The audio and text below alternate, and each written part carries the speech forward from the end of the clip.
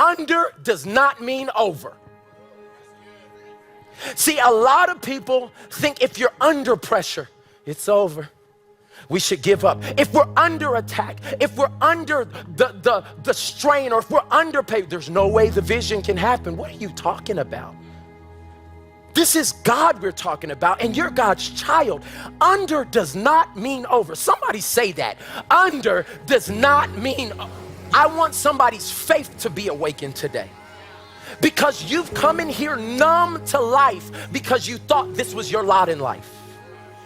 But I came to revive your faith today. I dare somebody to say it with everything in you. Say, under does not mean over.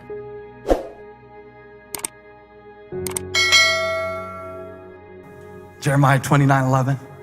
I know. Somebody say, I know. Now this is God speaking, so the inference is you don't know. But I know the plans I have for you. And we know that in all things, this is Romans 8:28, God works together, the good and the bad, for the good of those who love him and are called according to his purpose. I'm not nervous. I got purpose. I'm not nervous. He's got a plan. I'm not nervous. I've got a purpose. I'm not nervous. He has a plan. I'm not nervous. I have a purpose. I'm here to glorify God. I'll glorify him in a lion's den, in a fire, on a ship with a storm, or even in a borrowed grave. Jesus said, I'm not nervous. I came for this. I'm God of the storm. I'm God of the grave. I tried nervous. I didn't like it. I tried nervous. It made me irritable. I tried nervous. It made me eat more. I gained 35 pounds being nervous. I tried nervous. It didn't make me a part of the solution. I tried nervous. It made me a critic rather than a contributor. I tried nervous. Didn't change anything.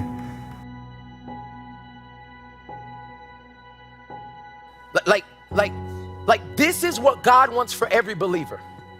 For your relationship with him to, after maturity, look like a tree that has been planted. Now, tell me the name of a big tree. What's a big tree? An oak tree. We already know. Y'all done studied. Be hundreds of feet high. You literally can walk around the bark of the tree. These things provide shade. They can provide shelter. They can provide nourishment. There's so many things a tree can do. And out of everything, David, who's writing this, could compare our relationship with God with.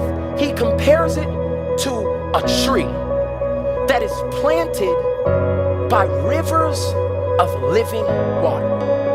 Now, I just want you to get this image of you being a tree. No, I know you're weak right now. I know that you don't have good self-esteem in your visual image, and you've been cut down and chopped on and all these other things. But just for a second, I want you to see vision, right? I want you to see your best self. I want you to see yourself with an ab. One. That's all I'm believing God for. I just want, in my lifetime, I want one ab. It can just sit right there. Like, I want you to see yourself free from depression. I want you to see yourself not worrying about finances because God is your supplier. I want you to see yourself literally being blessed to be a blessing. I want you to see yourself free from everybody who hurt you. That's the tree. That's you. Somebody say, that's me. Like he wants us to be a tree. Put it back up there. Planted. Everybody say planted. Along the riverbanks. The reason why he puts the metaphor of it being a tree planted by riverbanks is because then you don't have to depend on rain. Because it's planted so close to water, no matter if it rains or not. This is why when you're planted close to God, when you're, because out of our belly should flow stream. Y'all, I'm stuck. Out of your belly, it was so good. I just like out of your belly will flow rivers of living water. That's the living water of God. When we're close, We don't have to depend on what's happening in the atmosphere. We don't have to depend on what's happening in government. We don't have to depend on what's happening on our job. We can take from the living. This is what God wants for your life. He wants you to be a tree planted by the rivers of living water. Check this part out. Bearing fruit in each season. Do you know why this is significant? Because no tree bears fruit in every season. But God is saying he wants your relationship with him to be able to bear fruit no matter what season it is. Summer, fruit. Winter, fruit. Spring, fruit. Fall, fruit. Lay me off my job, fruit. Leave me, fruit.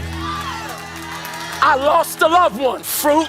It doesn't matter what you throw at me, I'm still gonna bear fruit. How many know you need a song to sing on the way to where you're going? I will lift up mine eyes to the hills, from whence cometh my help.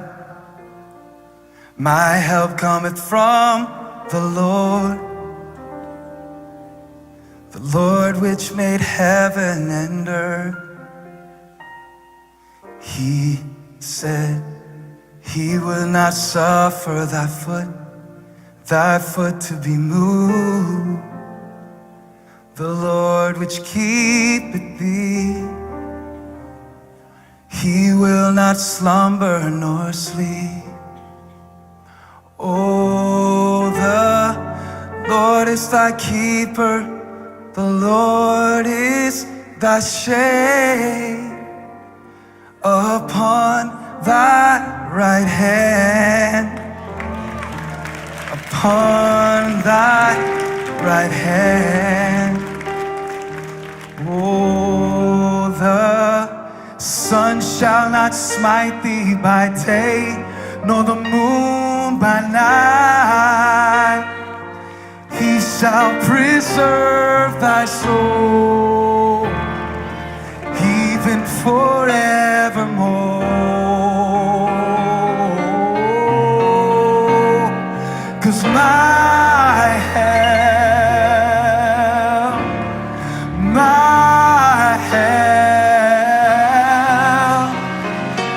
my help, all of my help coming from the Lord. My help, my help, oh my help, yeah, all of my help coming from the Lord.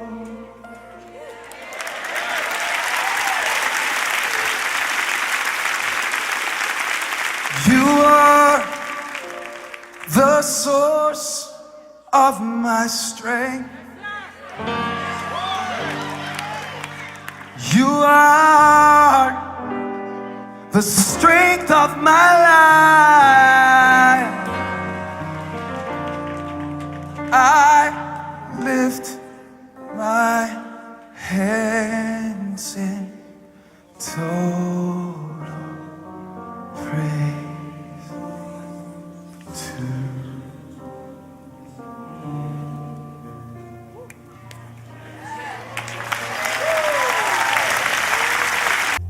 Did you know that the same God who reigns above sustains beneath?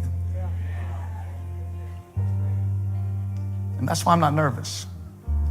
He said, I lift my eyes to the hills. Where does my help come from? I have hope in the hills, hardship in the hills. Paul said, I despaired of life, but I set my hope. Both were happening at the same time. My hope came from my hardship. Watch this. This is so powerful. This is so powerful. My help comes from the Lord, maker of heaven and earth. He will not let your foot be moved. Who are you talking to? He's talking to himself. He's having a conversation with himself, telling himself, don't be nervous. I know you see what's in those hills and you imagine what might be in those hills, and there's boogeymen in those hills, and there might be real danger in those hills. But the Lord is your keeper. And watch this. He's not sleeping. He's not asleep. He knows. He sees. He knows. Not one hair of your head falls to the ground that he doesn't count it. Not one sparrow falls from the sky that he doesn't have a funeral. He knows. Next verse. Behold, it's all about what you focus on. He who keeps the people of God will neither slumber nor sleep. For the Lord is your keeper, the Lord is your shade. For there to be shade, there must be heat. For there to be hope, there must be hardship, or else it won't really be hope. How can you know he will deliver you if you don't know that he can? And how can you know that he can if there isn't an enemy in the hills for you to run to him seeking refuge from? I know you're worried about your teenager. I know you're worried about the state of things. I know you're worried. I know you're worried. I know. But the Lord is on your right hand. And this is what spoke to me. I lift my eyes to the hills. That means he's above it. And God is keeping me and sustaining me. That means he's beneath it. And he's on my right hand. That means he's beside me no matter which way it goes. So I'm not nervous. He's great and he's good. He's big and he's near. He's omnipotent and he's immanent. He is God. And I'm not nervous.